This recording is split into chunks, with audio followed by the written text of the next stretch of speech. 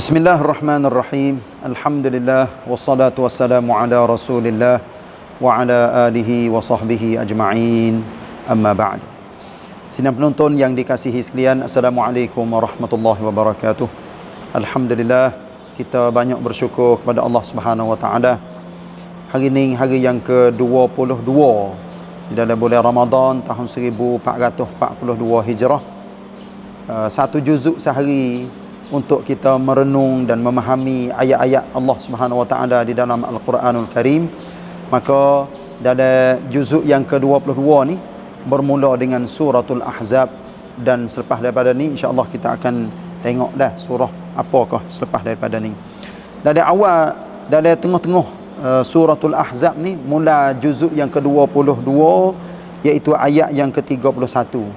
Yang Allah Taala firman di sini adalah hubungnya dengan para isteri Nabi sallallahu alaihi wasallam, yang Allah royak katanya, sesiapa yang rajin di kalangan kamu, hei isteri-isteri Nabi yang taat kepada Allah, taat kepada Rasul, beramal soleh, maka Allah akan bagi pahala ni lebih banyak daripada orang perempuan-perempuan biasa.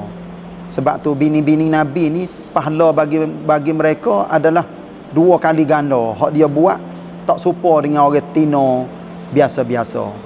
Tu Allah Taala akan balas kepada isteri Nabi ni adalah istimewa. Royak juga sebagai adab dan akhlak, panggil isteri Nabi, ya nisa'an Nabi, hei isteri-isteri Nabi, kamu bukan seperti orang-orang perempuan umumnya. Jika kamu benar-benar bertakwa kepada Allah, dan bila kecek dengan orang jantan ni kena rendah suara, jangan kecek suara sedap. Takut-takut orang jantan saat ni dengar suara bini-bini Nabi ni takut seronok, takut telitah dalam hati. Oh, sedapnya dengar suara bini-bini Nabi. Itu sebab itulah Allah royak kepada isteri Nabi di sini, berarti royak juga kepada semua orang-orang perempuan. Jangan duk manis sangat suara, jangan duk galak, jangan duk buat nak jadi orang-orang jantan, naik hawa nafsu dan sebagainya. Terutamanya duduk di rumah adalah satu penetapan yang lebih baik daripada duduk di luar rumah, banyak daripada duduk dalam rumah. Sebab tu Tuhan royak juga di sini katanya, hendaklah kamu, hei isteri-isteri Nabi dan semua orang-orang perempuan di atas muka dunia, kalau boleh tetaplah di rumah dan jangan mendedah aurat seperti mana orang-orang perempuan pada zaman dahulu mendedah aurat. Lepas tu suruh semaya, suruh keluar zakat, taat kepada Allah dan Rasul. Gitulah. Lepas tu suruh baca Quran. Tengok sampai ke bini Nabi sendiri pun Allah Taala royak suruh baca Quran di dalam rumah. Lepas tu baca ajaran-ajaran Islam, artinya baca hadis dan sebagainya. Walaupun pada zaman itu hadis tidak ada lagi dah hak tertulis, tapi ini adalah suatu ajaran yang Allah royak kepada isteri Nabi, royak juga kepada semua orang-orang perempuan di seluruh dunia. Lepas tu masih lagi kita berada di dalam suratul Ahzab. Ni 10 golongan manusia yang Allah royak di dalam ayat yang ke-35, iaitunya orang Islam lelaki perempuan, orang beriman lelaki perempuan, orang yang taat kepada Allah dan Rasul lelaki dan perempuan, orang yang benar percakapannya, perbuatan dia, amalan dia lelaki dan perempuan, orang sabar, orang khusyuk, ni lelaki perempuan belaka orang yang suka bersedekah, maknanya rajin bersedekah lelaki dan perempuan, orang-orang puasa lelaki dan perempuan, orang jaga kemaluan dia lelaki dan perempuan, dan akhir sekali orang lelaki perempuan yang banyak ingat kepada Allah. Jadi 10 golongan manusia ni Allah sedia kepada mereka iaitunya keampunan. Kita pun nak Allah Taala ampun dosa kita kalaulah benar-benar kita masuk di dalam 10 golongan yang Allah royak kepada kita, dan Allah akan bagi balas pahala kepada kita iaitunya syurga. Seterusnya ayat yang Allah Taala cerita sepatutnya orang mukminah apabila Allah perintah satu-satu perkara, jangan dia duk pilih. Jangan duk pilih. hak ni secocok dengan nafsu, hak ni tak secocok dengan nafsu, maka dia ambil hak secocok dengan nafsu dia. Maka ini adalah perkara yang dikira tak baik dan dikira haram bagi manusia yang nak pilih hukum hanya hak setuju dengan nafsu dia. Allah Ta'ala royak lagi hubungi dengan satu cerita pandak-pandak, iaitu hubungi dengan Nabi berkahwin dengan isteri anak pera dia. Jadi anak pera Nabi ni nama Zaid, yang nikah dengan Zainab binti Jahsh. Maka antara Zaid dengan Zainab ni duduk tak senang. Apabila berlakunya perceraian di antara Zaid dengan Zainab, maka Allah Ta'ala sendiri menikahkan Nabi dengan Zainab. Jadi orang ramai faham katanya Nabi ambil natu dia kau jadi isteri. Hak sebenar bukan ni. Sebab Zaid bukan anak Nabi, tapi anak pera Nabi. Duduk tak senang. Allah Ta'ala royak nama seorang manusia di dalam Quran, iaitu Zaidun. Falamma qada Zaidun minha wataran zawwajnakaha.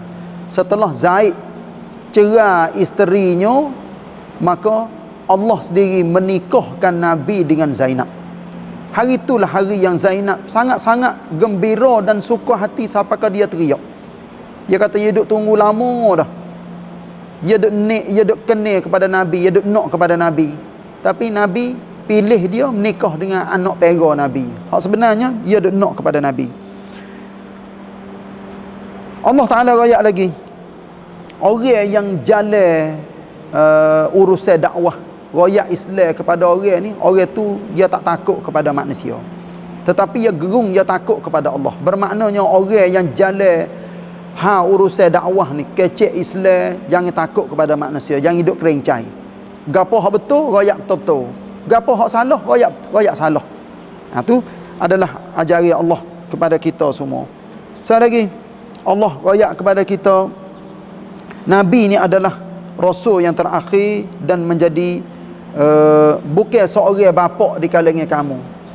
Bermakna di sini, Nabi bukan kita mengaku dia sebagai bapa kita, tapi Nabi adalah Rasulullah. Kita pun kena mengaku lagu tu lah. Bukan supaya dengan setengah-setengah agama dok royak katanya prak bida. Tu prak bida tu maknanya bapa yang disayangi. Tu Nabi, Allah Ta'ala royak suruh kita mengaku dia ni sebagai seorang Rasul, sebagai Nabi yang terakhir. Allah royak panggil kita lagi dalam surah ni juga, suruh kita zikir kepada Allah sebanyak-banyaknya. Tidak ada di dalam Quran yang Tuhan royak suruh banyak kecuali zikir. Semaya Tuhan tak ada royak suruh banyak. Puasa suruh banyak tak ada. Tapi sebut kepada Allah, ingat kepada Allah ni zikran kathira. Hendaklah kamu sebut, ingat kepada Allah sebagai ingat yang sangat banyak. Lepas tu suruh tasbih pagi dan petang, termasuknya kita semaya, kita zikir, kita baca Quran, kita ingat kepada Allah di mana sahaja yang kita berada.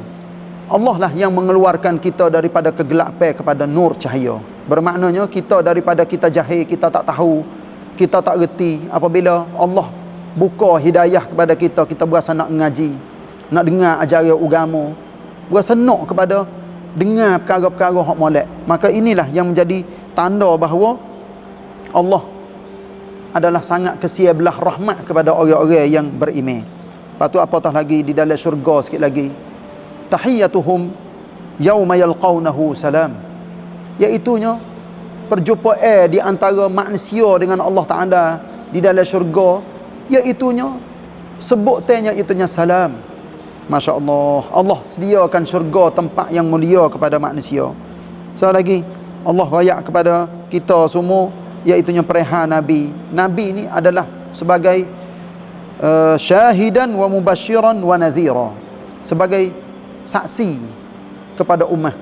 Dan Nabi ni adalah kerja dia, ia dakwah royak kepada orang perkara-perkara yang menggembirakan dan mengerikan. Maknanya beri amaran supaya manusia takut-takut kepada Allah. Di samping tu Nabi royak sokmo hubungnya dengan berita gembira, iaitunya syurga sikit lagi di akhirat. Royak lagi kepada kita hubungnya dengan apabila seseorang kamu menikah dengan orang perempuan, apabila cerah selalu dengan tak jimuk lagi, maka orang perempuan tu tidak ada iddah bagi dia. Maknanya kalau sekiranya orang seorang tu ia berumur hari ni, misal dia tak ada tidur lagi, tak ada setubuh lagi dengan bini dia, berlakunya cerah, maka orang tino yang dicerah oleh tok lelaki dengan tidak jimuk lagi, maka tidak ada iddah. Boleh menikah dengan orang lain selalu dah. Kalau misal katanya dia nak jadi menikah lepas pada tu dah. Tapi tu pun Allah Taala besar juga, supaya apa? Supaya layar orang perempuan dengan cara baik. Kalau dia nak cerah pun cerah dengan baik, kalau dia nak duduk pun duduklah dengan baik. Ni sepatutnya kita pakat belajar belaka ayat-ayat yang ada di dalam suratul Ahzab. Lepas tu Allah rayak lagi hubungnya dengan orang-orang perempuan yang serah diri dia kepada Nabi. Memang bukan bini Nabi ni, maksud sayanya bukan arti orang tino hak serah berdiri kepada Nabi sekadar hak ada jadi bini Nabi saja dak. Bahkan banyak lagi orang-orang perempuan mari royak terus-terang kepada Nabi. Nabi, ambillah saya jadi bini Nabi. Saya nak duduk dengan Nabi, nak duduk dalam syurga sekali dengan Nabi. Tapi Allah Taala sanyan siap dah kepada Nabi. Allah royak siap-siap dah bahawa hei Nabi, orang yang akan jadi isterimu hak tu dan sebagainya. Sebab itulah orang-orang perempuan yang mari tawar diri kepada Nabi ni, Nabi dia tak tolak, tapi Nabi ambil hati orang perempuan tu, tanya sahabat-sahabat, hei sahabatku, siapa kata nak ambil orang tino ni jadi isteri? Maka alhamdulillah setengah-setengah sahabat apabila mari tengok pak tu dah orang tino tu ia tawar diri kepada Nabi, maka apabila Nabi tak say, Nabi kepada sahabat. Alhamdulillah jadilah bini sahabat-sahabat radhiyallahu anhum ajma'in wa radhiyallahu anhunna jami'an ya rabbal alamin. Alhamdulillah. Lepas pada tu Allah Taala royak juga hubungnya dengan adab masuk di dalam rumah. Terutamanya para sahabat pada zaman itu dia masuk di rumah Nabi ni, apabila Nabi jemput makan ke jumpa ke, ada setengah-setengah sahabat masuk dalam rumah Nabi ni, dia jadi duduk panjang sangat. Duduk di lereng panjang, kecek. Benda nak royak tu sikit ya, tapi duk kecek lama. Nabi ni dia tak gamuk, dia orang berjuruh Nabi. Dia tak gamuk lagi royak, katanya dia sibuk dengan kerja tu kerja ni. Jadi Allah Taala tegur orang ramai sahabat-sahabat lah, supaya apa? Jangan lama sangat duduk dalam rumah Nabi. Apabila diangkat makan minum makan, kalau nak royak gapo royak. Jangan duduk lerek panjang dengan cerita tu cerita ni, sebab Nabi malu nak royak hak sebenar. Maknanya Nabi nak pergi hambat orang, ya tak hambat. Tapi Allah Taala royak terus-terang sebab Allah Taala tak malu nak royak benar sebenar. Wallahu la yastahyi minal haq. Allah tak malu nak royak benar hak sebenar. Maka daripada ayat ni lah kita boleh pengajaran yang sangat banyak. Apabila kita pergi ziarah orang, duduk di rumah orang, jangan lama sangat. Nah, pergi sebentar-sebentar ataupun royak dia. Kita nak duduk sebentar ni 5 minit, sekadar 10 minit, tak sedut akak gapo lah. Nah, kita nak royak benda hak penting-penting sudah nak tubik dulu. Bukan arti katanya pergi ke rumah orang ni sebentar 5 minit nak kelik selalu. Tapi kalau sekiranya tua dia tu ada hajat, ada kerja, maka tidak sepatutnya kita duduk lama sangat. Ni adab ziarah orang. Seterusnya Allah Taala royak lagi, Allah dan para malaikat sentiasa berselawat ke atas Nabi SAW. Selawat Allah Taala dan malaikat kepada Nabi ni iaitu cucuri rahmat dan doa. Allah buat turun rahmat kepada Nabi, dan malaikat sentiasa berdoa minta supaya Allah cucuri rahmat. Maka Allah panggil kita semua, ya ayyuhallazina amanu sallu alaihi wa sallimu taslima. Wahai orang-orang yang beriman, hendaklah kamu salat dan selawat kepada Nabi. Jadi salat dan selawat, kita apabila selawat kepada Nabi dah, kita sebutlah Allahumma salli wa sallim ala Muhammad. Tu sebut lagu tu lah hak paling betul sekali. Siapa nak pergi bubuh Sayyidina, hak tu duduk dia orang tu sendiri. Tapi Nabi tak ada ajar suruh bubuh Sayyidina. Sebab Nabi tak siu jadi mengagung-agungkan dia lebih ataupun serupa dengan orang-orang kafir duduk agung-agungkan kepada ketua mereka. Jadi apabila Allah rayak di dalam Quran supaya kita selawat, tapi Nabi masya-Allah, Nabi tak biasa kamsang suruh bunuh orang munafik walaupun seorang. Nah, dia mati dengan keadaan tak molek dia tu lah. Nah, mati dalam keadaan dia dilaknat oleh Allah Subhanahu Wa Taala. Lepas tu orang pakat tanya Nabi juga, bila kau akan berlaku hari kiamat? Tuhan rayak kepada kita semua ni, suruh Nabi jawab kepada orang ramai, iaitunya hari kiamat akan marinya dengan ilmu Allah Ta'ala, dengan takdir Allah. Nabi sendiri tak tahu katanya bila nak berlaku hari kiamat. Dalam akhir suratul Ahzab, Allah rayak kepada kita di sini, iaitunya orang yang taat kepada ketua dengan secara buta tuli. Masya Allah, orang duduk atas muka dunia tak sedar dan tak reti, jadi pak turuk dia panggil. Jadi pak turuk, bila sampai di akhirat sikit lagi, dia giroyak kepada Allah. Wa qalu rabbana inna ata'na sadatana wa kubara'ana fa adalluna sabila. Wahai Tuhan kami, pakat mengaku Allah Ta'ala sebagai Tuhan belaka. Dia rakyat katanya kami masa duduk atas dunia dulu duk taat kepada pemimpin dan ketua-ketua kami. Maka ketua itulah duk menyesatkan kami daripada jalan yang sebenar. Rabbana atihim dhi'faini minal azabi wal'anhum la'nan kabira. Wahai Allah, laknatkanlah ataupun azabkanlah ketua pemimpin kami yang kami duk taat kepada puak dia di atas muka dunia 2 kali ganda. Jadi kalau kecek mudah-mudah kan nak jijak, we duduk patak kaki, we duduk patak neraka. Ni nak ayat katanya orang hak jadi orang turuk ni, rakyat biasa ni benci dan tak kenal kepada ketua pemimpin dia, nak wi Allah Ta'ala laknat dan seksa sebanyak-banyaknya. Wal'anhum la'nan kabira, dan laknatlah ketua-ketua kami ni. Nah, sebagai laknat yang sangat besar. Allah pesan juga kepada kita di sini, iaitu beberapa ayat hubungi dengan suruh kita takwa kepada Allah. Sebutlah sebutan yang baik, maknanya kecek sesama manusia, keceklah baik.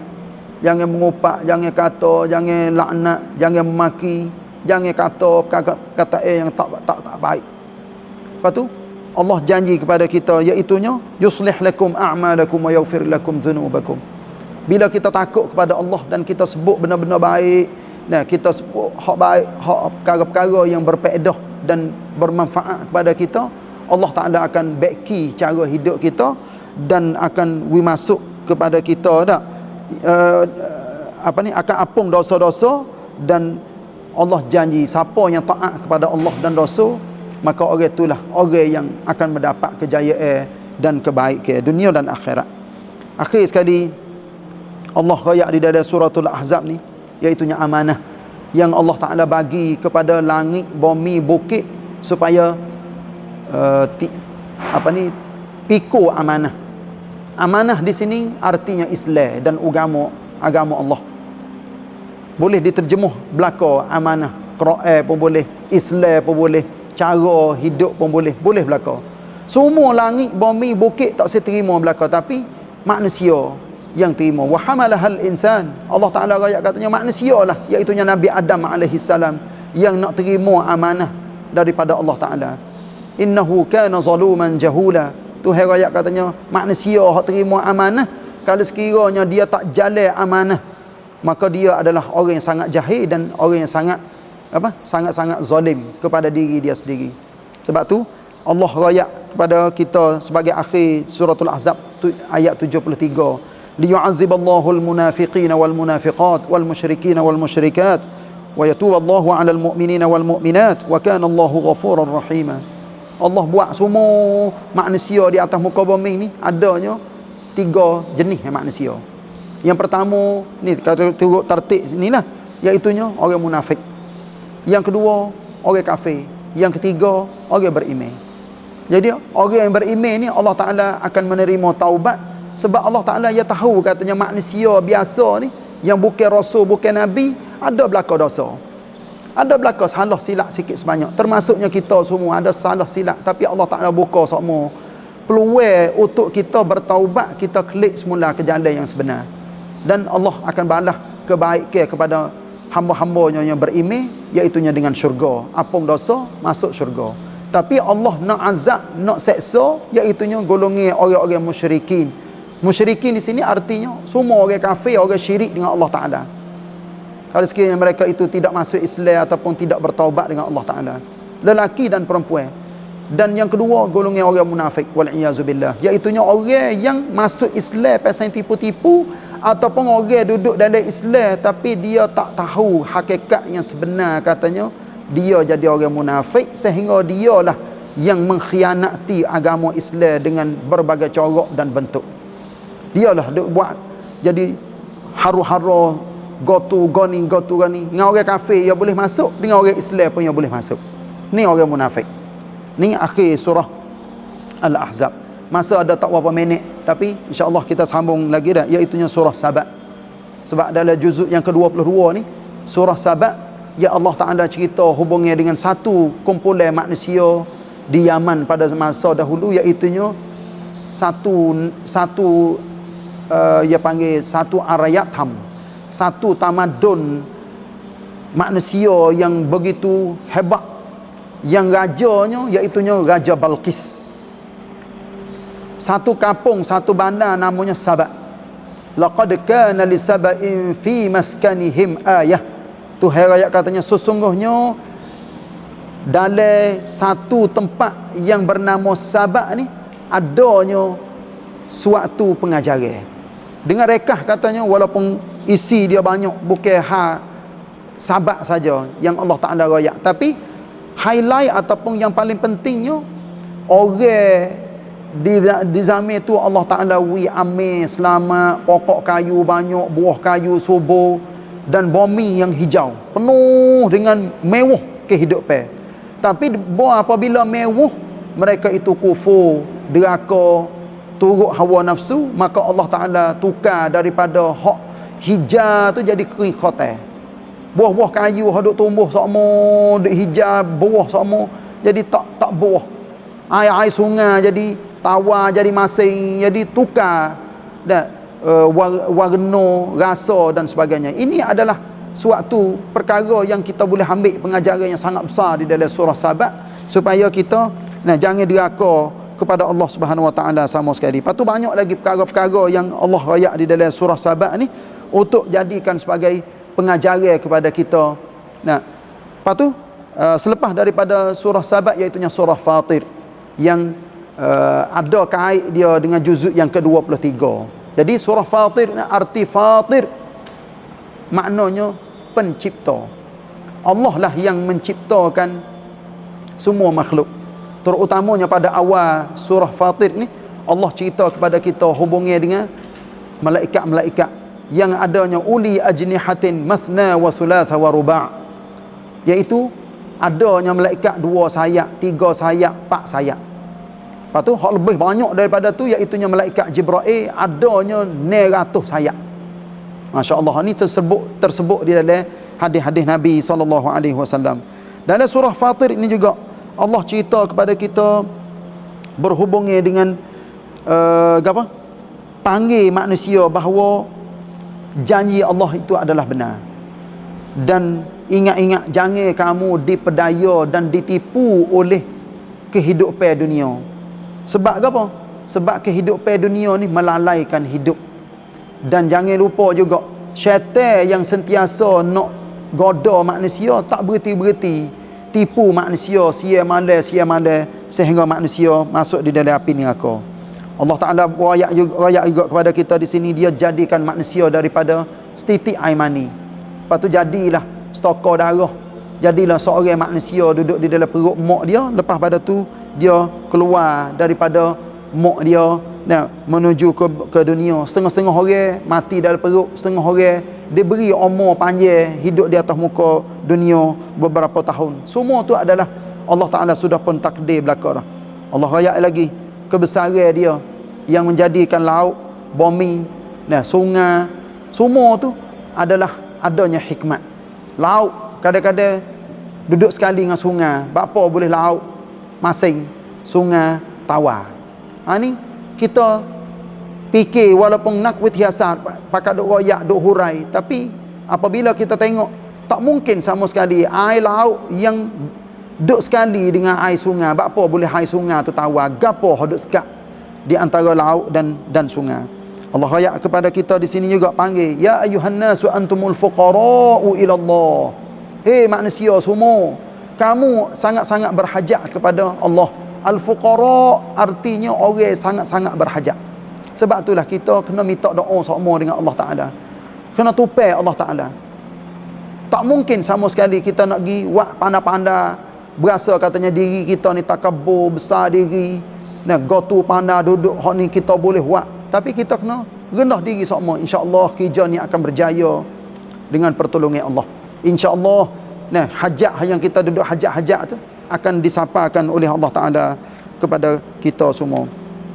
Allah ayat di sini lagi, iaitunya hubungan dengan dosa yang manusia buat tak jakit orang tu dengan orang ni. Siapa buat dosa, maka orang tu terima dosa, terima balasan dia sendiri. Nah, walaupun serapat-rapat manusia sekalipun, supaya dengan mak pak, dengan anak, nah, waris-waris, siapa buat dosa, maka orang tu terima sendiri, rakam dia sendiri, seperti mana yang sudah pun kita mengetahui. Lepas pada tu Allah buat bandingnya banyak dan berhubungnya dengan orang yang beriman dan orang kafir. Supaya dengan orang celak dengan orang buta. Supaya dengan orang bisu dengan orang boleh kecek. Tu banding katanya orang kafir duduk dalam keadaan supaya dengan bisu, supaya dengan buta mata dia. Walaupun mata dia celak, cerdik, bijak, pandai, harta banyak, gotu goni, dia kerong belaka, tapi hakikatnya sebenar dia adalah duduk dalam keadaan buta, kelu, bisu, tuli dan sebagainya. Allah ayat lagi, tak sama dengan hidup dan mati. Allah, kita hidup di atas muka dunia ni, kita kena hidup seperti mana yang Allah Ta'ala kehendak. Jangan kita jadi serupa dengan orang kafir yang hidup atas muka dunia supaya ngeduk mati dah. Akhir sekali dalam surah tu surah Fatir, yang Allah Ta'ala cerita kepada kita di sini, dengan sebab masa nak habis dah, Allah lah yang menjagakan langit dan bumi supaya tidak runtuh lagi. Tak runtuh di atas kepala manusia. Jadi Allah masih lagi jaga perkara-perkara ni supaya kita ambil pengajaran. Bila kita jalan di atas muka bumi, kita tengok go tu, tengok go ni, kita kena ingat semua, oh hak ni yang Allah Ta'ala buat. Bukan manusia buat bukit, bukan manusia buat langit, bukan manusia pandai-pandai go tu pandai go ni. Kita semua ni mari tupai hak Allah Ta'ala beri belaka. Mari tupai udara dia, minum air dia, rezeki hak kita duk makan. Walaupun nampak katanya kita nak kerja, usaha, bangun pagi, buat tu buat ni, tapi melalui usaha itulah yang Allah Ta'ala bagi rezeki kepada kita. Dan itulah menjadi sebagai sedikit kupasan yang ada di dalam juzuk yang ke-22. Mudah-mudahan insya-Allah kita akan menjadi hamba Allah yang faham isi kandungan yang ada di dalam Quran, dan untuk kita bawa diri kita selamat dunia dan akhirat. Wallahu a'lam wa sallallahu ala nabiyyina Muhammad wa ala alihi wa sahbihi wasallam. Wassalamualaikum warahmatullahi wabarakatuh.